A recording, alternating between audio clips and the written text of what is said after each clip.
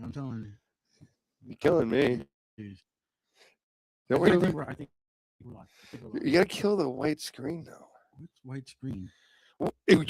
You're looking at the screen. You can't tell how white that is. Oh, the background here? Yeah, the whole thing is like washing us out, making Well, you look white and me look dead. Once we get our guest in, that all disappears. You know what? Here, you want to play with the I put that in you. It'll be better in me than it outside. Yeah. You know what you should do? You know what you should do? I'm Gizz Lazlo. I'm just Paul. And here we are back with, what is it, episode 12? 3,294. Episode 12, season 3. We're making up a interview we were supposed to do last year. Yep. Because you fucked up? Or no, I guess was flying home from the right. California tour and got the CV. It's not. What's CV? COVID. Oh. He was sick for the day that he was supposed to do our show. So I think we just bullshitted all day that night. So or we just gave up. We should. I definitely should. Yeah. So anyway, how was your week? Uneventful. Yeah. You know, gotta send some people packing. Gotta bring some new ones in. You know, Eric, you heard that. Poor guy. Yeah. You know, it's slow out there. The whole everything is going to shit. And it's kind of fun to watch. But I thought there'd be more drinking. Yeah. And it turns out there isn't.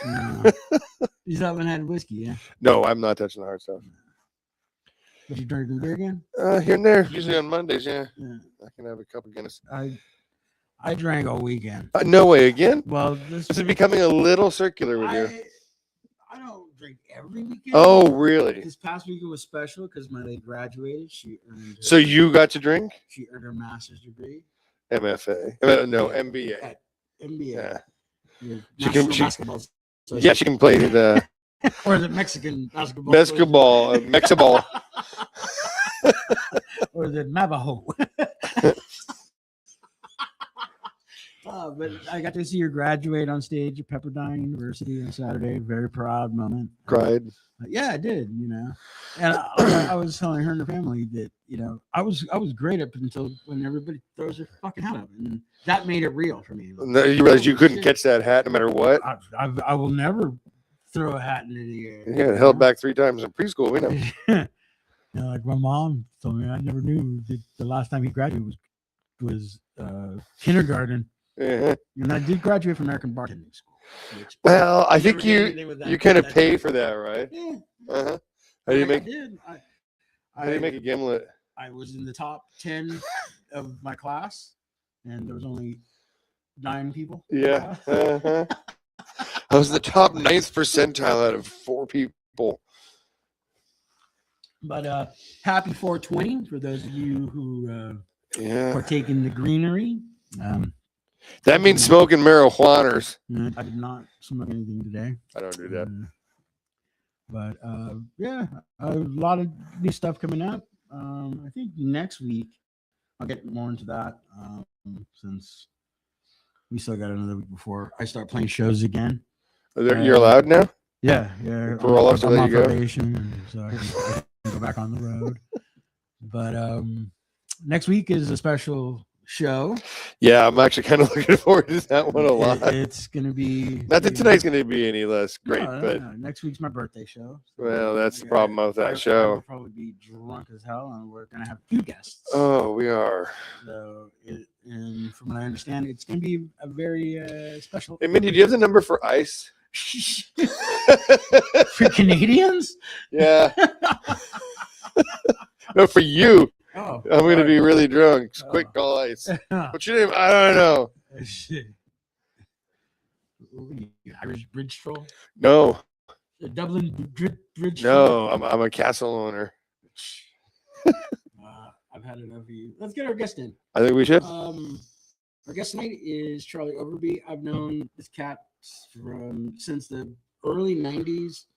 We met through a mutual friend of ours, and from day one, we just got along really well. And I got to play drums for one of his bands at a certain point, I believe in '96, and just been great friends with him, and amazingly talented singer who can sing anything. And I can't wait to hear the opera. So here we go. Let's get in. Do it. Yo. Hello. Hello. I should have some. What up? He's like Laurel and Hardy. See if I can get us both in there. There we go. What's up? Yeah, that's see, that way like fucking dead. Well, you don't look white, dude. I look great. You? No, you don't. Yeah. And then we got Charlie looking gorgeous over there. Oh yeah, Mr. In Shape. Just got back from the gym. Denver Airport. That's a gym. That's a workout. That's a long. That's the longest airport I've ever walked through in my life. It is huge. So what you been up to, man?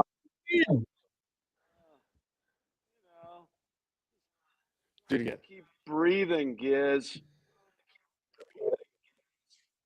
I keep breathing. Not him. I'm dead. Oh, just your soul. Breathing. He said he keeps breathing. That's the key.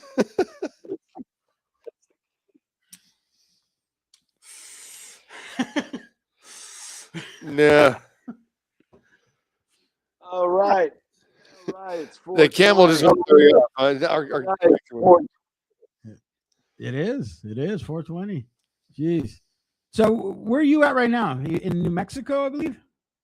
I am in Rios, New Mexico. My sound fucked up. Our connection sucks. Yeah. My sound bad. You keep coming in. Yeah, you're in and out, in and These out. things. I'm gonna try to get rid of these because they're Hammer. fucked. I'll jump right back in. Stay in school, kid. Getting any better? No. No. All right. Let me figure out some kind of technical difficulty with Overbey. Always. Testicles everywhere.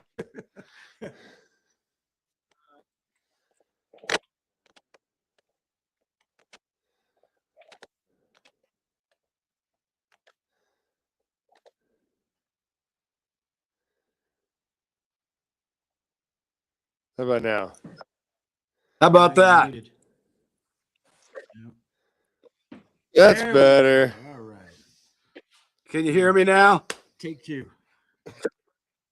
Oh yeah. Oh yeah. All right. Now we're good. All right.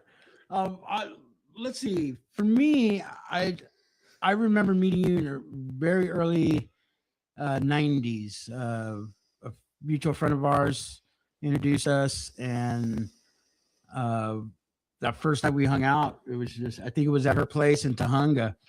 And Yeah, I that had was- already heard that about was like- the band that you were in. Well over 30 years ago.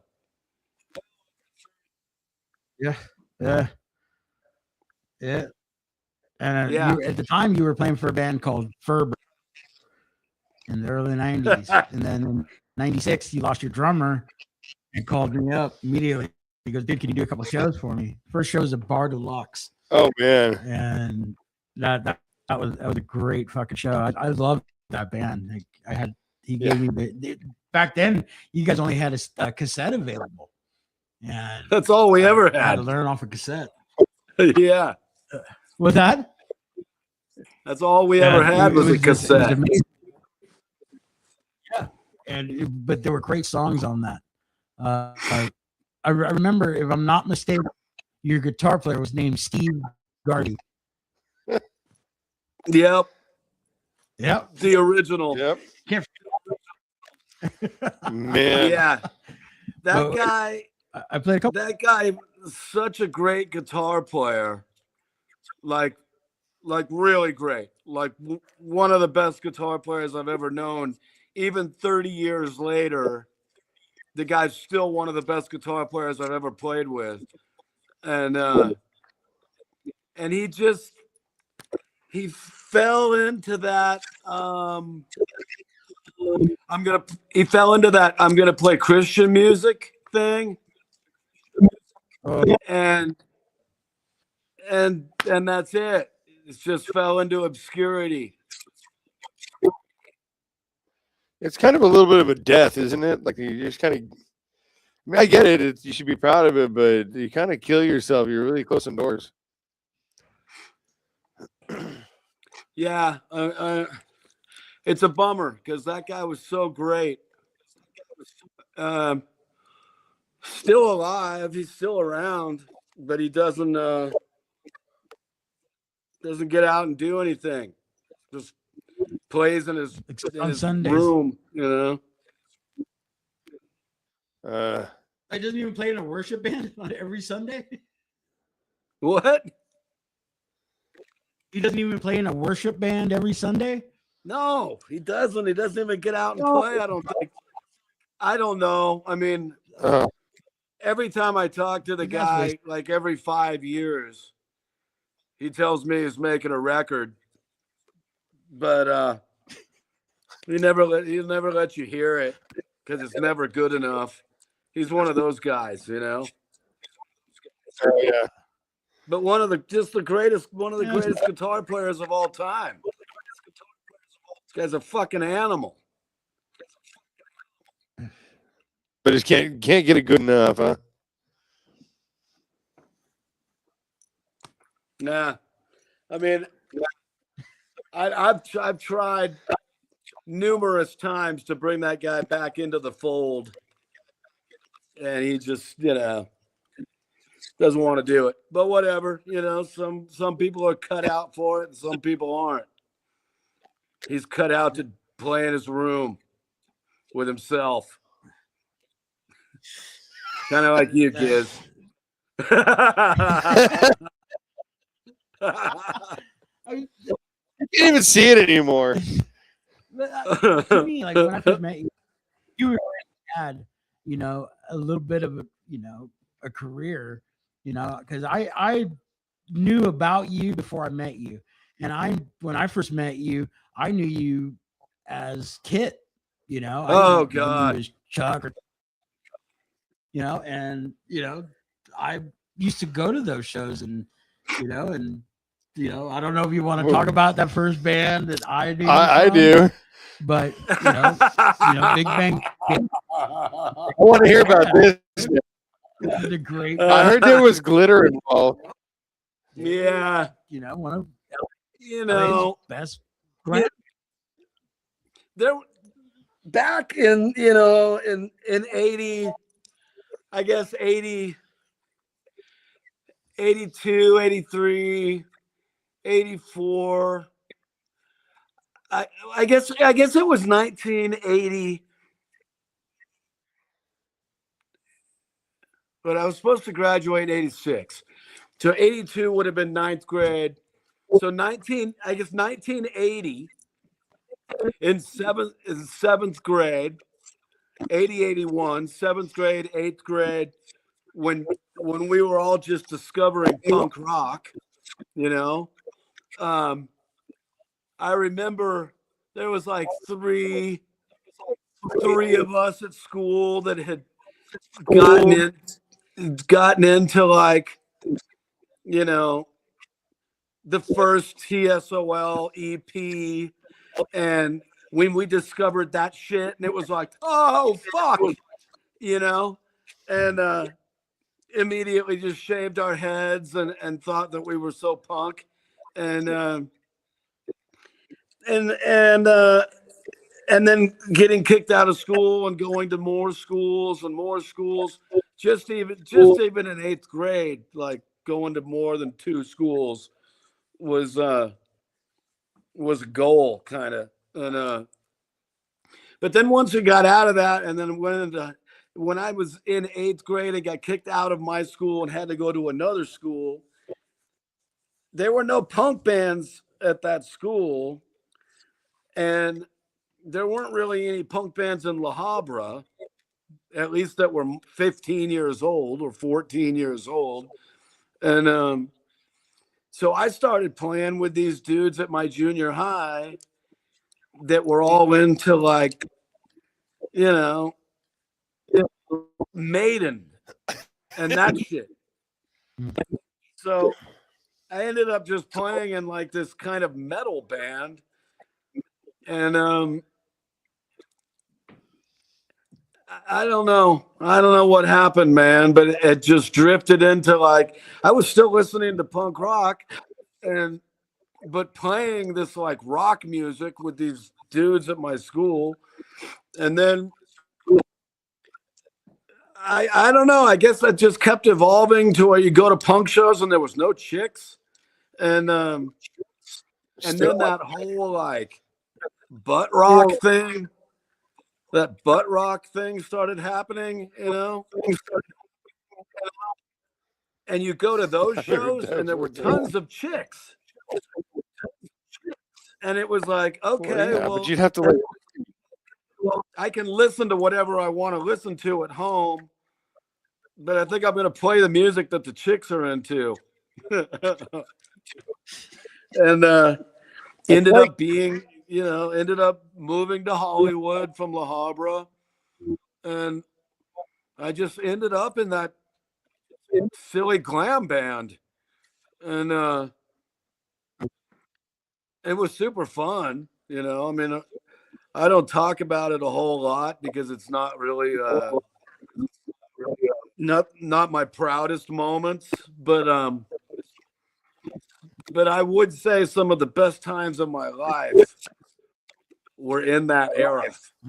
You know, hanging out with Red Fox, and I mean, there's so many crazy stories from that early '90s era that wouldn't have happened if I was playing punk rock. So it's all right. I remember going to a show and seeing Big Bang Babies and my co-worker's boyfriend's band, Rev Lover. oh, God. And I knew Tommy, the bass player, and he invited me to go to the show, gave me tickets. And, you know, back then you actually had tickets, you know, and, you know, Ticketron, you know, whatever. And you guys were one of the bands. I remember watching you guys, and you guys impressed me because you guys were like the ugliest chicks I'd ever seen, but you guys played badass music. You know, it was like dude glam rock. Like you weren't trying to be chicks. You just were you guys that, you know, Skinny guys in spandex. yeah, not even spandex, you know, kind of leather and leather. You know, all you guys with blonde hair but not teased. You know, you guys were a rock and roll band, and I just the attitude behind it. You being the singer, dude, you were a great front man, and I was like, wow, I like this band, and I always remembered the name, you know. And then a few years later, I was introduced to you, and we got along. But you look different when I met you. You had your hair, you know, slicked back, you know, kind of, you know, La Habra. Yeah, well, you know, you kind of had like a Mike Ness look to you, but like a greaser look, you know? Yeah, I had to go incognito, man, after the Big Bang, you know.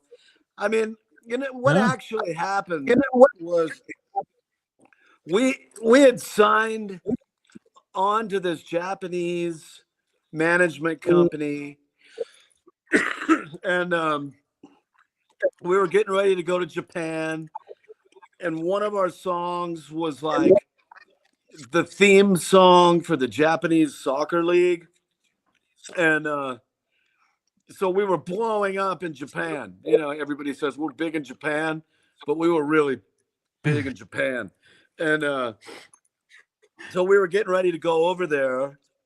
And I remember the first time somebody came over to my apartment with like a bootleg Nirvana CD or cassette or something. And I was like, oh man, this band's going to be huge. This is going to destroy everything that's happening. Because let's face it, at that time, that whole like butt rock thing was so played out, and we were kind of at the tail end of it, and so Nirvana, Nirvana was coming out, and I was like, this is rad, and then I started realizing like that's more where I come from than what I'm doing right now. And there was a bit of an embarrassing feeling like, what am I doing? Um, and I went to the management company. I didn't even tell the guys. I went to the management company. I said, I'm going to leave the band. And I'm going to do a solo thing. I'm going to cut all my hair off, and I'm going to do like a punk rock band. And they thought I was nuts. And they were like, you're getting ready to go to Japan. You're big in Japan. And I was just like, I don't really care, because in 25 minutes, when Nirvana actually breaks, this thing is done. This whole butt rock Sunset Strip thing is over. And I'm predicting the future for you right now. And I'm going to do my thing. And if you want to work with me, I would love to work with you guys. And they did it. They put me on like a monthly salary before I even told the guys in the band that I was quitting. And then I went and told the guys in the band that I was out. And that was the end of Big Bang. And that's when I put together 98 Ugly Girls. 98. 97 of which are that turned into Furburger.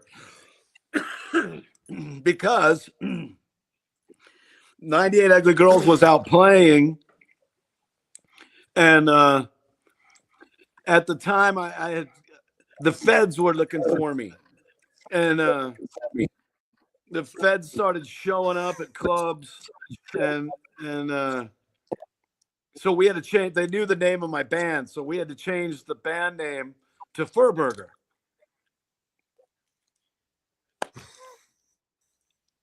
Brilliant name, by the way. Oh yeah. Well, it was a little silly, but it worked and it was easy, and so yeah, that's kind of the whole story in a nutshell with the Big Bang Baby thing. And then I just, never went back. I was just, there was a reunion actually, like 10 years later or something. We did a reunion show that was kind of fun. And there's talk about us going to Japan next year. No way. In 27. Are you serious? I heard Gizz the great tour manager. Yeah, hell yeah. I'm even big in Japan. Yeah, you're big everywhere, my friend.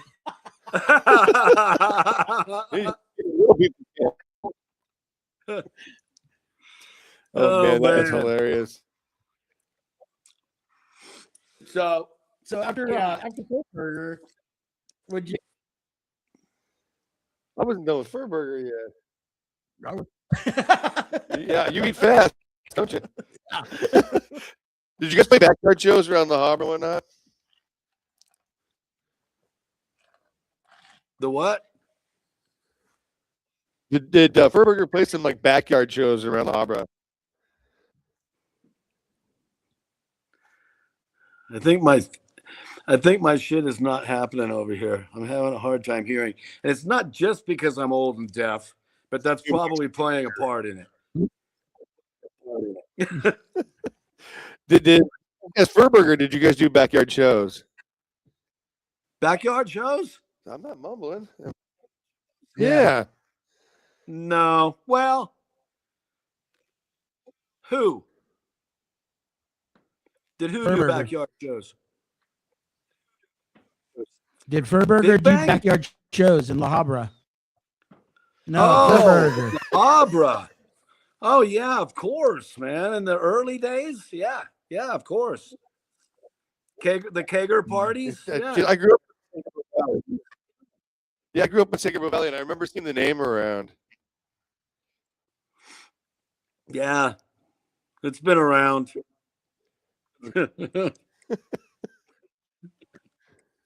I was lucky enough. You guys were already kind of established, so I got in at the end when your drummer quit or whatever, or couldn't do shows. So I played about 2 or 3 shows with you guys, but the best one was the first one. Yeah, because I did one rehearsal, and that's the only reason I remember Steve was because I did the first song, which I can't remember what it was on the set, and he just looked at me, and he was like, "Whoa, you play that with a little bit more power than our drummer." And I was like, "Okay, cool. Then I'm on the right track." And you was like, "Yeah, fuck yeah, I can do it." And then we showed up. I think I did the rehearsal the night before, and then the next night we played at Bar Deluxe, and then a couple What of a other great shows. bar that was. And What a great bar it was. yeah, oh yeah, I loved it. It was especially playing with that band. I mean, I played there with if I'm not mistaken, and one of those shows that we did of the 3, I sang with Lazlo and then played with you guys, and then Possible. that's where we started getting a lot of traction, was because we got to open up for you guys, and a lot of your crowd was starting like, "Oh wow, okay," and didn't steal your crowd, but they were like, "Oh, that's the drummer for Charlie's band." So yeah, with Kit, yeah. I remember I ran into you one night in Pomona at some club, and you weren't playing; you were just there. And I walked up to you, and "What's up, kid?" And you're, whoa, man! People know me as Charlie.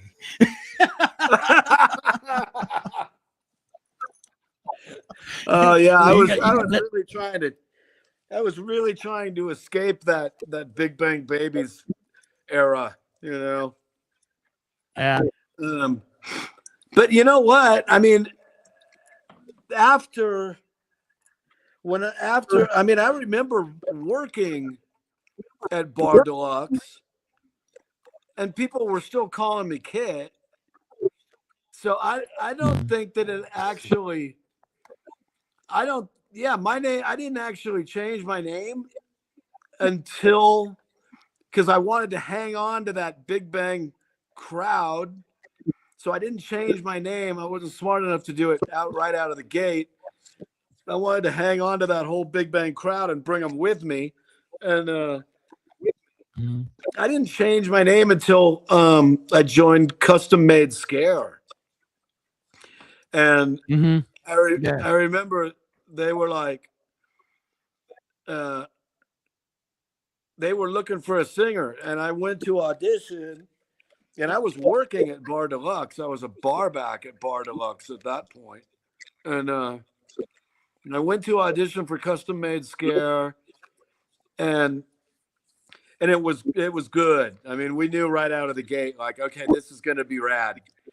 And we all sat down after. We were drinking beers and smoking cigarettes, and Kevin goes, "So this Kit thing's got to go. You can't. Nobody can know that you were the guy from Big Bang." And I was like, "Yeah, probably a good idea." And he goes, "What's your real name?" And I go, Cat. "Charles." And he goes, "All right, Charlie. From now on, you're Charlie." And I was like, "All right, I can dig it." So yeah, I've been Charlie ever since. That's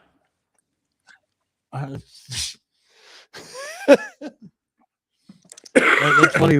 Charlie Harper from the UK subs. I asked him. His real name is Kit. No, I go, if you could ever, use a different stage name, because his real name is Charlie Harper. Like, if you ever had a stage name, what would you go? And he said, Chaz, mate. Oh my God. So I actually thought it was Chaz, mate. Oh, Chaz. Oh, okay. What would you change to? I have my stage name. No, well, if you could change it, what would you change it to? Steve Garvey. Oh God. what's interesting is when I was a kid, and my mom always tells the story, like in elementary school, I always got made fun of because of my real name, and my mom asked me if you could change my name, what would it be? And your real my favorite name's baseball not player was Gizz? Steve Garvey. No, you know, you No. know more than anybody what my real It's name is. Esmeralda Antonio. Oh, Y dude. pan dulce, burrito, taco. There was actually one guy who came up to me and goes, "Is your real name Gizz Elvidir?" I was like, "Jesus fucking Christ, dude! I've never heard that name." It is now. I think you meant Mr. Belvedere, but it was Gizz Belvedere. Elvidir. Like, fuck, dude. So if I ever have to do a bio Oh again man. on myself, it's Gizz Elvidir, Worthington Lazlo. Worthington? Worthington Ford? Yeah. How many bands do you think you've been in, Charlie? How many bands? Yeah.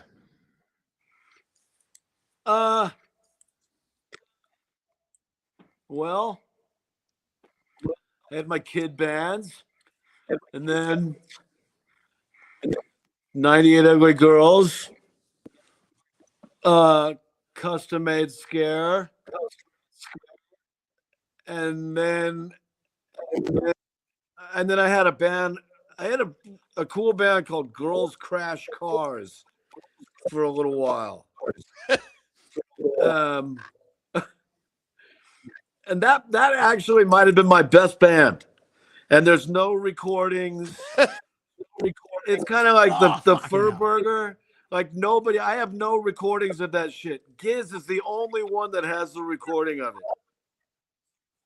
I have the cassette that I still need to do, and I have a CD master of what was the song? Something Serial Kills. Serial Love Kill. Serial Love Kill. Yeah. Wow. Which was a fucking phenomenal song. That song was the thing I remember about that cassette recording, which you guys did a cover of the Replacements. Here Comes the Regular. Yes. Your vocals on that. I wasn't that big of a Replacements fan, so I thought you wrote that song, and we were doing the. I did.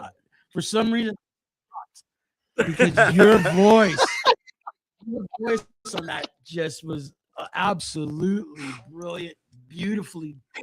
It was the perfect song, and it wasn't until I think years later. That's the song I wanted Wormwood to do. I was talking to what the fuck about it. But your version of that, man, to this day, I got chills right now just remembering that your voice on it. Because again, you have a unique voice. You never tried to sound like anybody. You sound like you, and that's why I haven't had any success.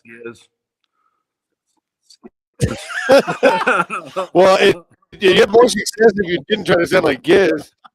Is that it?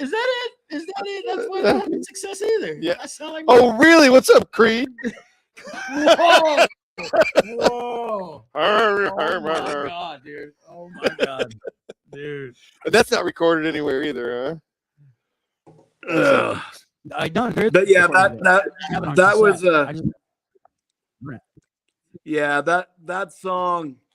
I mean, that's such a great song, you know.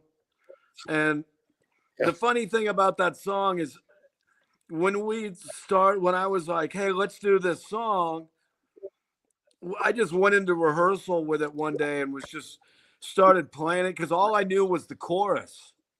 So I wrote my own verses. The verses on the recording are totally wrong. Those verses are nothing that the Replacements ever said in that song ever.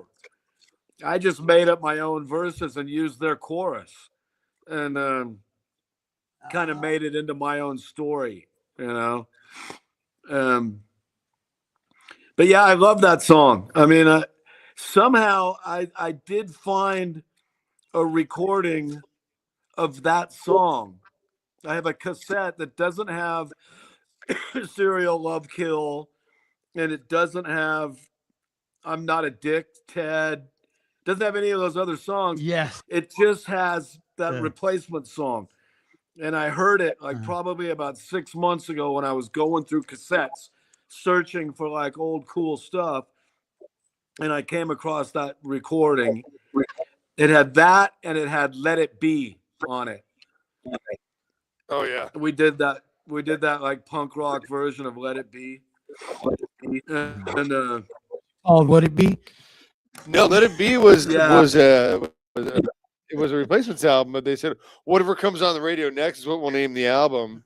And Jefferson, whatever the producer was like, shit, he's a huge Beatles fan. He's like, God damn, like that's it. Let It Be is the name of the album. That's brilliant. Desperate. yeah, that was good shit. So anyway, yeah. So outside, So yeah, the early band. I was starting to count bands again, but I guess it don't matter. yeah. probably many had I probably had 7 bands maybe. Deadbolt, I was in Deadbolt for years, and playing drums.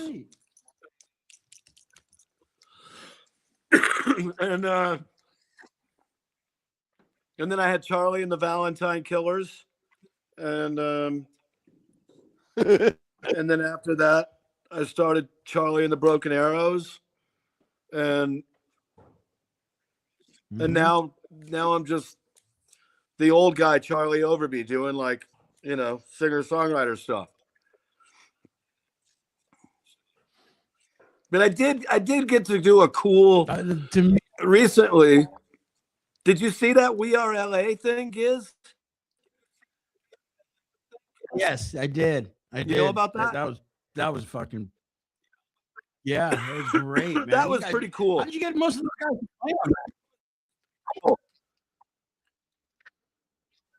How did you get most of those people to play on that? All people that you've known, producers I just that got people in there.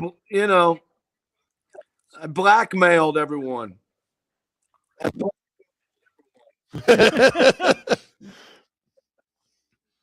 You got some Yeah, big names on there.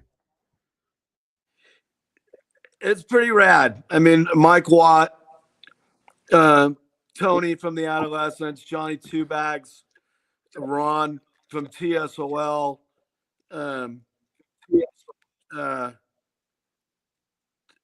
Jim from Pennywise, Jane from the Go-Go's,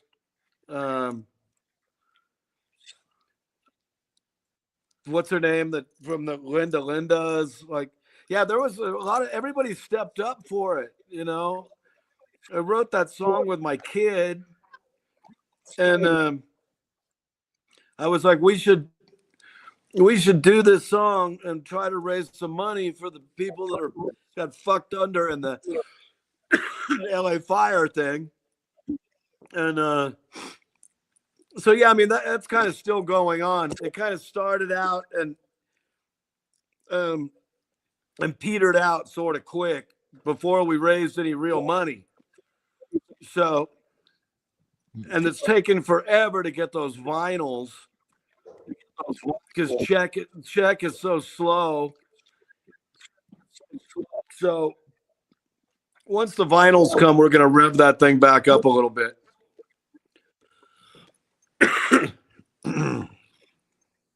But yeah, that was a fun project. Yeah. I'm sick. When do you expect that vinyl thing to happen? What? When do you expect the vinyl to hit? Oh, we should probably have them in like 3 or 4 weeks, I think. I thought he was going to say years. We're gonna have them done already. We probably should have waited until we had the vinyl to start the whole thing. But we started the campaign. Give us a like rundown with a pre-order. Never really works. No, yeah. Give us a in rundown of the this whole day and project. age- What was the idea? In this day and age, people want their shit now. Now. Yeah. You know, it's not like, yeah, you want to buy some dope? We'll get it to you in like 6 weeks. I know that guy. It doesn't work.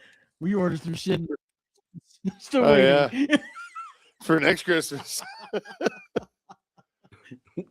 So give us a rundown of the whole project, though, the whole LA thing. Like, where does that start and end? Give me a like, let people in on it. We've got 2 listeners. They both need to hear. You were too quick for him.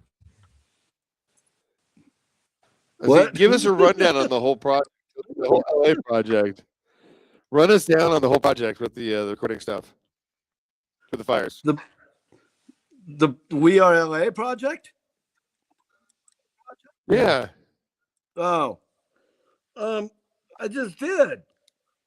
I mean, we wrote that tune, and I said, you know, we should get a bunch of old punkers and record this song and put it out as a fundraising track. And so I think I called Johnny Two Bags first, just to get his take on it. And I sent him the song, and he was like, "Yeah, this is cool. Yeah, we should do it." So there was supposed to be some more people. Lee Ving was in on it, and he the day we were recording, his manager was supposed to bring him over to the studio in LA, and I forgot that they didn't have the address. And so we're in there recording, and I'm like, where the fuck is Lee Ving? Where's Lee? And then I finally checked my messages and looked at my phone, and the manager had sent me an email like 2 hours earlier, like, "Hey, dude, we don't have the address to the studio." So then when I finally called him, got a hold of him, he was like, "Yeah, it's too late now. Lee's got to fly to Las Vegas or something for some show." So we lost Lee. And and then Grisham was supposed to come sing on it, Jack. And there's no real excuse for him. He just boned out. Sounds about right. For the gentleman Jack. Yeah, you did. But everybody else, you know, everybody else was cool and showed up, and yeah, it was. I mean, you know, it is what it is. But it was cool to work with all those people and get to do something, you know, for the good of the community, you know, rather than how punk rock usually works. So it was just the one track, not a full album or anything? Now, yeah, it's just a single. It's just that one song.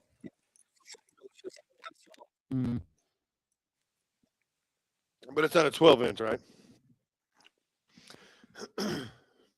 Yeah, I mean, trying to do a whole album with that many people would have been a nightmare.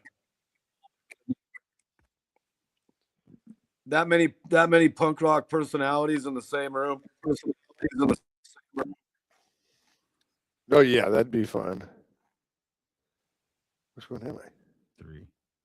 I'm picturing you up. 3. Hey, can you hear me better now? Yeah, kind of. Woke him up. Yeah. I saw that. Eyes blinked. There's another guy in the room. Holy shit! You can't see you fucking blending into the background. Yeah, So I mean, part of the when problem maybe this is that shit from A, I'm deaf. B, I can't read your lips because the screen is like that big.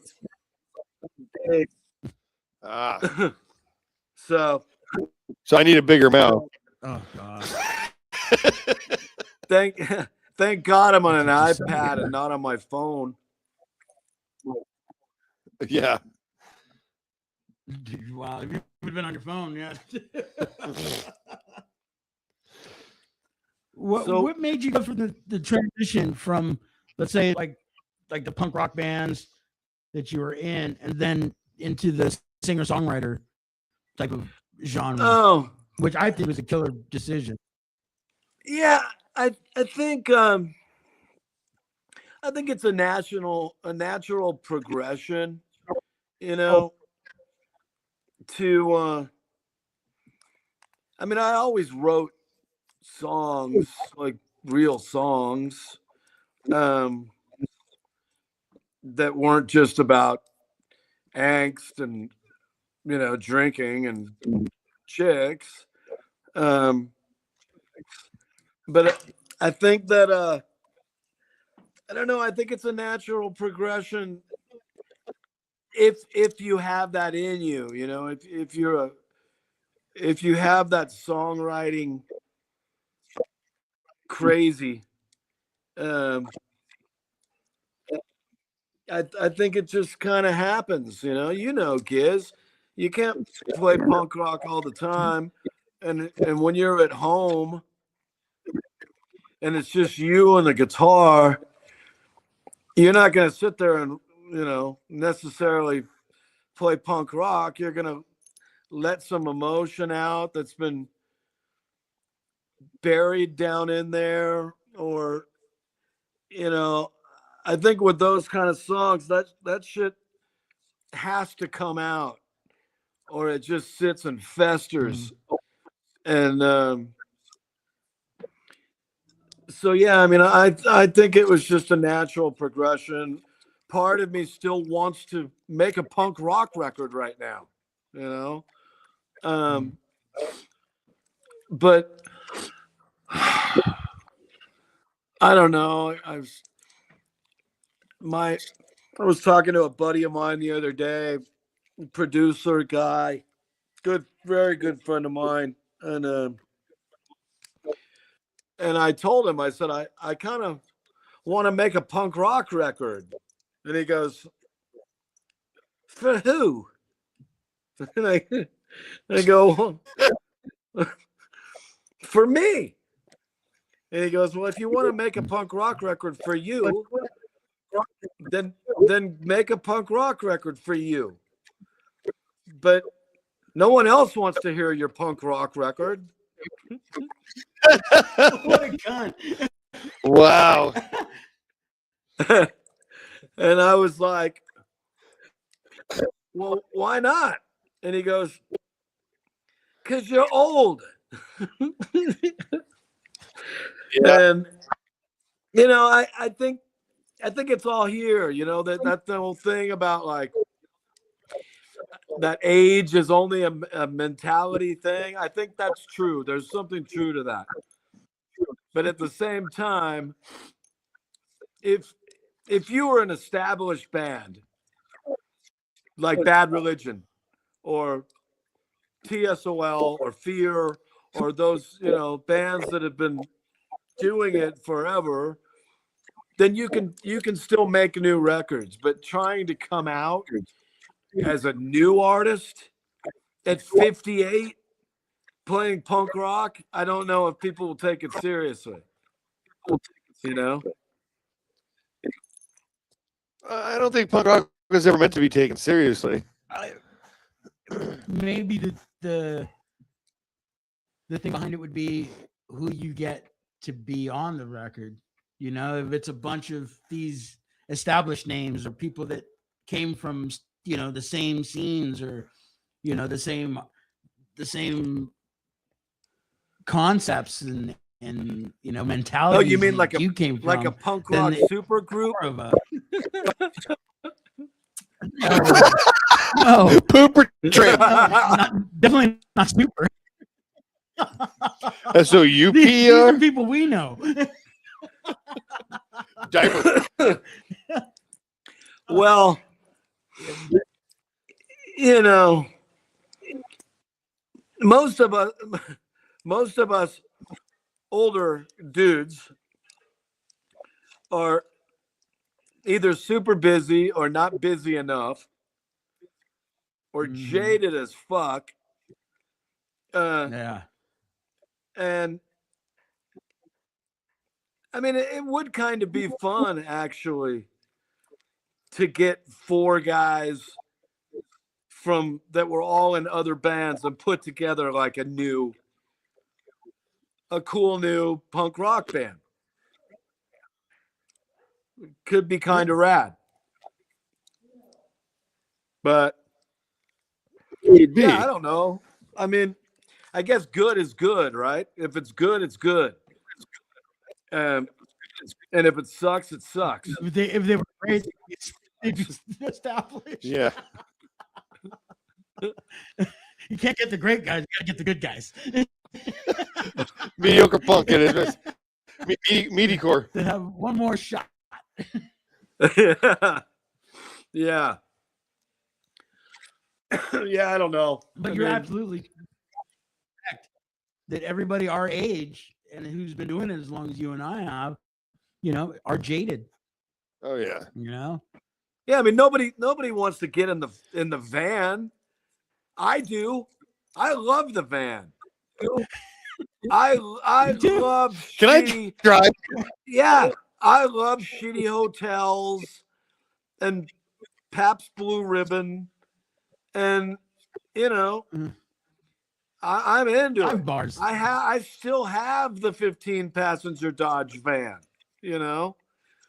because I love it. But a lot of dudes don't want to go do that, including myself. I want to do it, but I can't go out and do it for $30 a night. No. Well, when you think about this is the way I look at it. If you get $30 a night, that's making $30 an hour. No, now when you put the drive time and the gear stuff, oh my god, strings cost more than that now. Yeah, it's $30 an hour and free beer. Oh god. And if you don't play in California, usually you get the meal and a hotel or a place to crash. But in California, you're getting $30 for the whole band. Yeah, they don't even care here. Like there's so many bands that go around that they just don't give a shit. And especially touring bands. Oh, you're on your own. But yeah, I've been doing this shit 40 years. I've never lost that fire of touring, jumping in a van that smells like bong water, beer, and shame. Just fucking, I'm into it. Where do I sign up? Oh god. You smell like all of those things. Yeah, I know. Shame. Every Monday, I definitely smell like shame. Oh, speak of the devil. No. I called you in December. The snowman finally showed up. There was a blizzard. Oh god. Oh fuck. Suck it, bitch. Yeah, I don't know. I mean, I don't know how the kids are doing it anymore. I mean, how do you, with the price of gas? But there is, I do think that there is a rad punk rock resurgence happening right now with the youth. There's an underground. It always happens during a bad. Yeah, I mean, there's a whole, like my kid, they're so anti like streaming and all that shit. she doesn't want their record to come out on the platforms.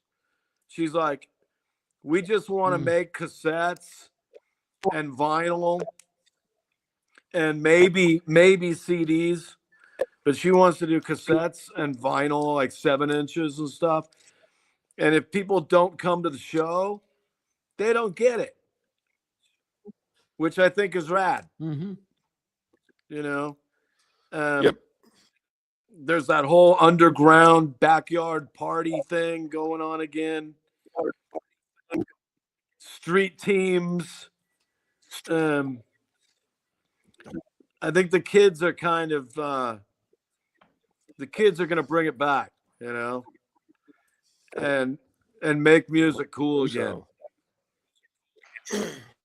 I did actually read about a band come out of somewhere in the Midwest, and they wanted to come out to California, but their whole thing was that any artwork generated by AI, they wanted no part of that promoter or that venue. Anything that they're releasing is not for streaming. It's only on cassette, vinyl, and CD. And I mean, these kids are in their 20s, you know, like 18 to 25, I think was the average age in the band. And I was like, dude, that's fucking either they come from a good, you know, quality scene, or their parents are very into. Well, I mean, what was you could title an album "Grandma's Got Tattoos," and it would go now. I mean, that's a real thing. Yeah, but I truly respect that. Like, even I know there's a lot of my friends up in Vancouver, British Columbia, that if there's a venue or a band that promotes with anything AI, they're not going. Yeah. You know, and they'll protest. Yeah, make it known this is not going in. The whole AI thing is fucked. You know, like AI making music and stuff. I think that's going to end up being just all pop bullshit, all the way down to like rock pop and country pop. But I don't think AI is going to be making punk rock. You know? Yeah. So I don't see the passion and the angst. I think that there is a wide open place for authentic punk rock right now. And I mean, obviously the politics are the timing is perfect. And you know, I think that it's time, man. People are tired. I'm tired of that fucking pop music. I'm tired of the pop country, you know?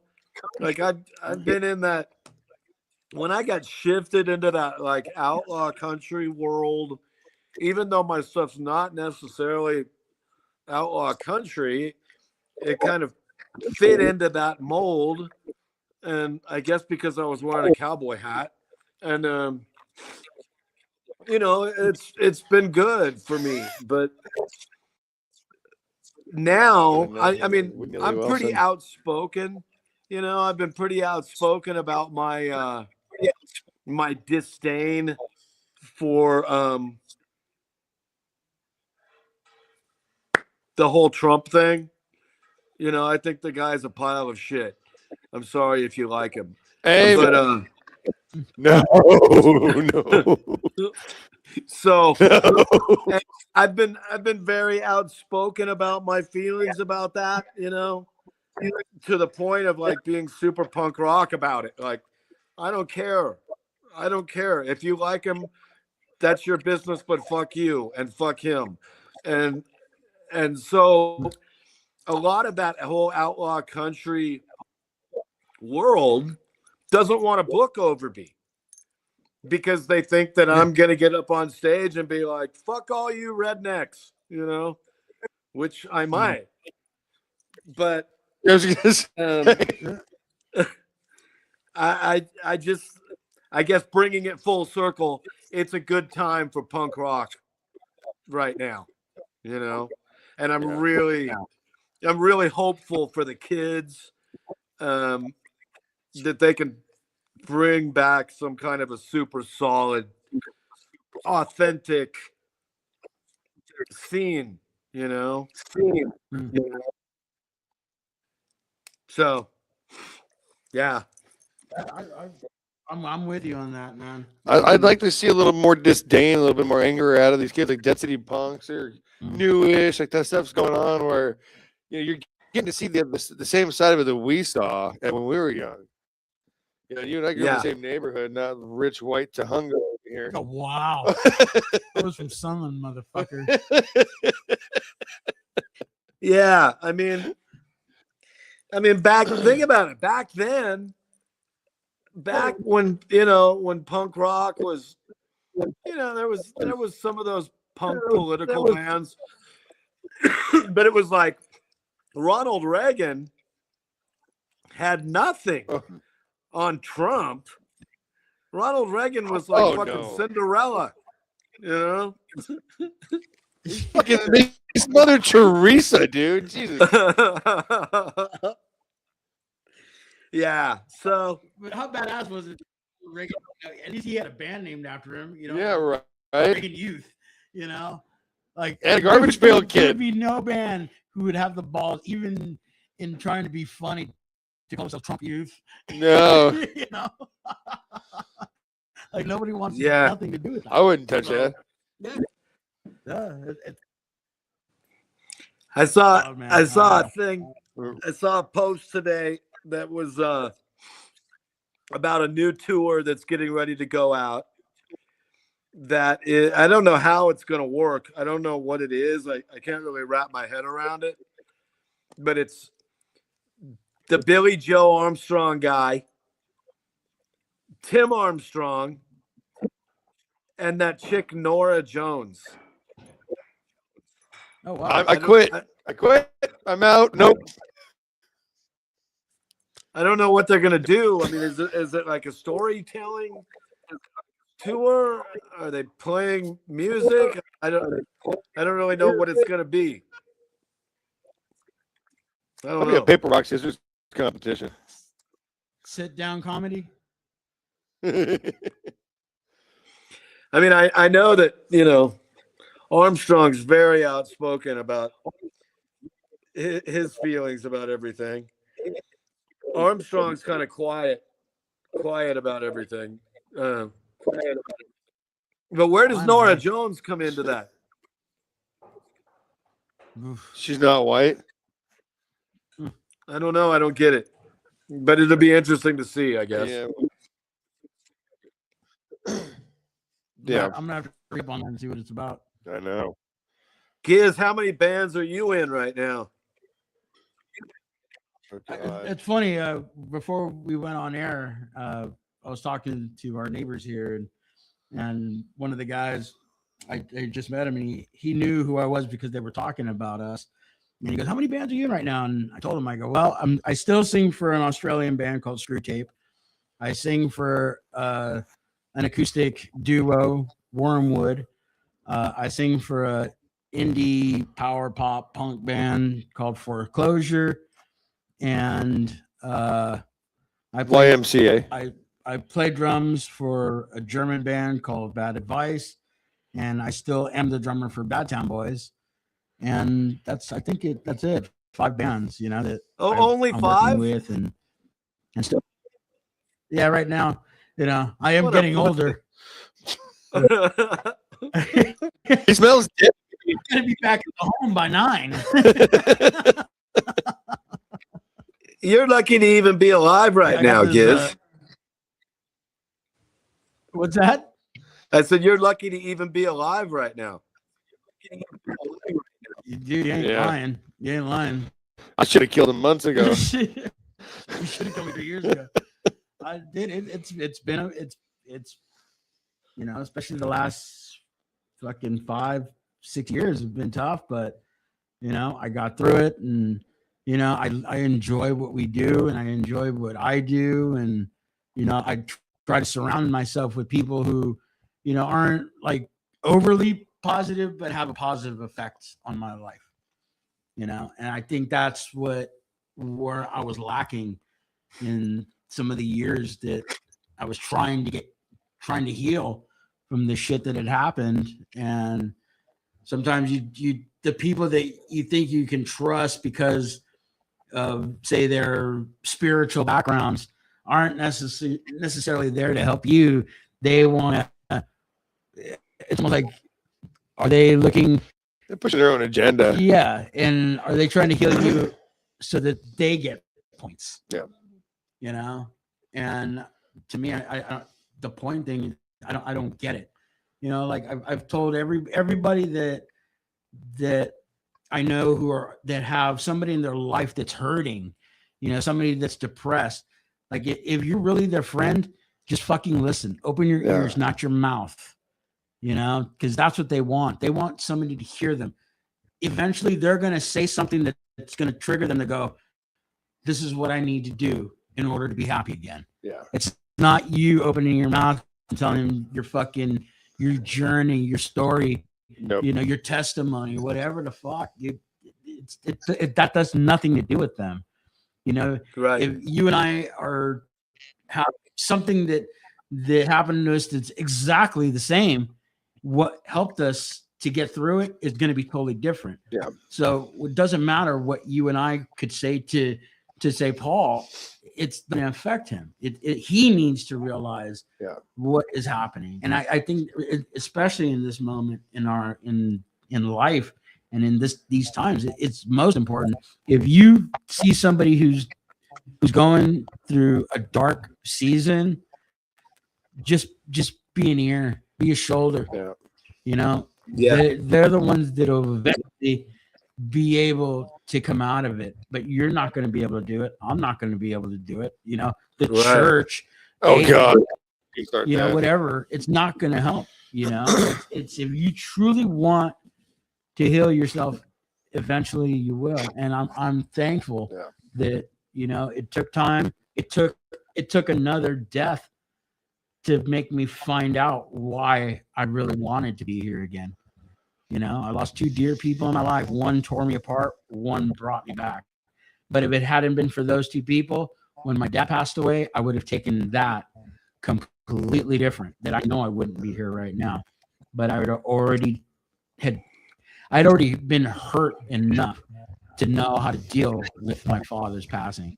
And as soon as my father passed, the knowledge that he gave to me before, he closed his eyes for the last time, dude, it stays with me every day. I wake up knowing, what makes me happy. That's what life is all about. What makes me happy? I surround it. This cunt here, he pisses me off. I'm good at it. I dearly love him, and it makes me look forward to Mondays. Fucking Tuesday to Sunday, I don't want to see the motherfucker. No. But every Monday, here we are. And, what we're doing, in telling our friends stories is it definitely makes Tuesday so much brighter and makes me just want to continue. Either is he a statue now?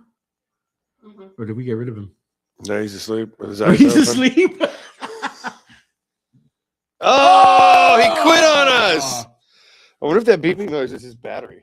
Oh, maybe. It wasn't mine. It wasn't me. But I mean, well, there we go, kids. We ended on a good note, right? Yeah, you got it on your face still, though. Dude, my beard on this side, my beard on this side just looks like it's all. Well, it does. It's because you didn't drive here. No, I did not. Yeah, no, I saw. No. But another good episode. Yeah. And next week, what do we have? Next week is my birthday week, my birthday show, and we have Dirty Kurt and from SNFU and the Real Mackenzies and Mark Bone from I think he was in DOA and from the Mackenzies. And they wanted to be on. They want to tell their stories together, and I'm looking forward to it. Next week there are no rules. I'll be drinking as soon as we start because I want I want to remember the show. That's how that's gonna work. Yeah, that's why I didn't drink today. Okay. So that I can save it for next week. Well, when I have to pile you into the trunk of your girlfriend's car again, I'm gonna put a trash bag over your head so you don't throw up on the car. I don't throw up, dude. Do you have any duct tape in your trunk, Mindy? You will. But thank you guys for coming out, all three of you people, and hope somebody watches it later. Yeah, they'll definitely. I'll promote all 6 people. This was a good interview. I really loved it. I love Charlie, man. Kit, you'll always be Kit to me. My man, Kit. And he's like the Knight Rider. Again, man, I truly. I love the man's voice when he sings. Yeah. It's natural. There's no fake. Well, dig out those tapes. I want to hear this. So yeah, maybe this week I'll look in my storage unit to try to find it because that needs to be digitized and put up because it was a truly brilliant record. And that version I never even realized because it's been so long and listening to Here Comes the Regular that he wrote the verses. Well, he wrote his version of the verses. I mean, that was actually a turning point in Westerberg's personal career. When they record, they're like, "Whoa, there's a little bit more to this guy than just fucking the Replacement Stink or hey, Sorry Ma, all that stuff that came out." I totally understand. It's beautiful. Taking a classic song, and kind of making it your own. I did that with the Ramones song "Here Today." Gone Tomorrow. I rewrote it and made it Here Today, Here Tomorrow, and took it from a different perspective of, instead of wanting somebody to be gone, wanting them to stay, and it got released and we did our own version. I'm proud of the version. It's good. So it can be done, and I'm glad that's something new that I didn't know. Cool. And again, there's a lot you don't know. This is why I love doing what we do, man. Yeah. All these people that we've interviewed are from my past. A lot of these people are new to you, and it just the great times that we're having every Monday. And once again, brother, in all fucking seriousness, dude, this is still our therapy, and I still love being here for the hour. You should see the boxing match that goes on after this. It's amazing. Oh, fuck, dude. Mindy just beats the hell out of him, and I watch. But all right, so. You know what you should do? Come back next week. Every week. Every week on Monday we're here, and we'll do it again. He just got back. So we love you, Kit. And we'll see you in a second. Oh, he's got the cowboy hat on. Let's get it back in to say bye. And then you had the cowboy hat on. All right, what you got coming up, and where can we find your stuff? I think the internet crapped out over here in New Mexico, maybe, or something. Anyway, plug it back in. Yeah, right when we get into the good, serious, heartfelt stuff, I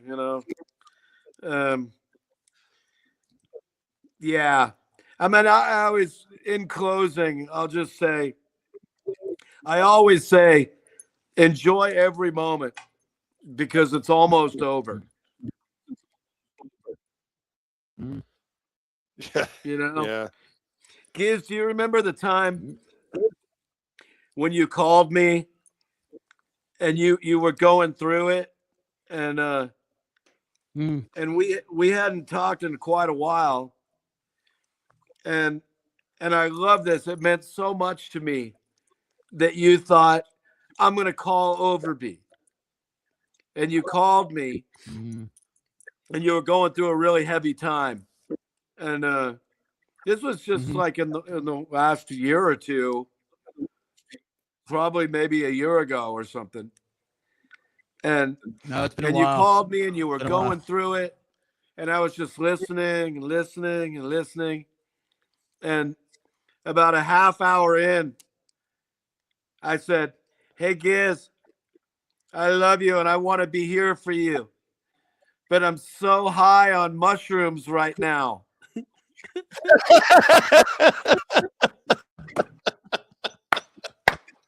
I don't know what you said, but it sounded cool. I remember hanging out with you and feeling so bad and laughing. So bad and laughing. Oh, man.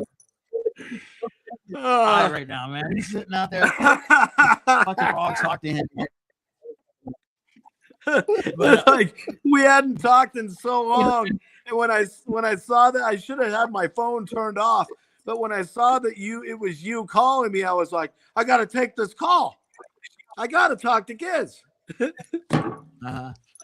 Oh man, that was really something. So I apologize because for not fully being able to be there for you at that moment. But I think that, like I was saying when we cut out, is that what I needed was just to be heard. And immediately when we said hello, you thought that our mutual friend had passed. You're like, dude, don't tell me that so and so has passed. I was like, no, man. And I just it in. But you let me talk, and to be honest, man, in all fairness and all honesty, I called to say goodbye to you. And that's wow. You just made it, yeah. The conversation that we had that night gave me the heart and the will to sing with Wormwood and not feel like it was I was being dishonest to myself, that I was growing as a musician and as a singer-songwriter, that I could do it, and it didn't matter what other fucking people thought. If that's what you truly want to do, then fucking do it, bro. And that's what you said, and that's what I needed. But in that whole conversation was just to say goodbye and how much you had meant to me and how much I respected you as a musician, because you've done it all, man. You went from punk bands to glam bands to fucking punk bands to rock and roll bands to Americana. You've done it all, and you've done it all with your fucking heart and with your voice, not anybody else's. You didn't fucking kneel down to anybody. You did what you do, and I fucking totally respect that and have modeled myself after you, brother. And thank you. And I'm finally glad that I finally got to talk to you on our show like we got to do last year. So I love you, brother, and I love you mean too. The fucking world to me. Thank you. Now I fucking need a drink. I'm glad I wasn't drinking. That would have been heavier. Well, shit like that on me. I have to stand again. Thank you for letting me come on and hang out with you guys. Well, I would love to do it face to face soon, man. I'm going to be out in LA in 2 or 3 weeks. So I'll let you know. We'll get together and go have a burger or something. Oh, yeah. Okay. Oh, yeah, brother. All right. Thanks, we're going to wrap guys. up here. Stay. We'll say our official goodbyes, but thanks for being on the show, man. And we'll be right back. Just hold tight. All right. Thank you, guys. Thank you, Be bud. good to each other. Yeah. No, not him. All right. Well, there you go, bombshell. Wow. I wasn't expecting that. I'm gonna get you a push-up bra. Shit. But all right. Again, we'll see you guys next week. And like he said, man, just love each other. That's all we're here fucking do. Absolutely. You need to see pick up somebody's the hurting, phone. just fucking just listen, man. It's not about what the fuck you think you know, because you really don't know shit. I know a goddamn thing. So just let people talk, and and let them try to heal themselves. Don't try to heal somebody, because you're not a fucking doctor, psychiatrist. Even those guys don't know shit. You're wiki hoodoo voodoo shit. What is it? WebMD, where the fuck doctors are out there. I got a PhD. Yeah. Pretty hairy dumbass. At least I got something useful. It's a post hole digger. But all right, people. All right, kids. Have fun. Be good. We'll see you next week. Uh-huh. We might. Maybe. If we're lucky.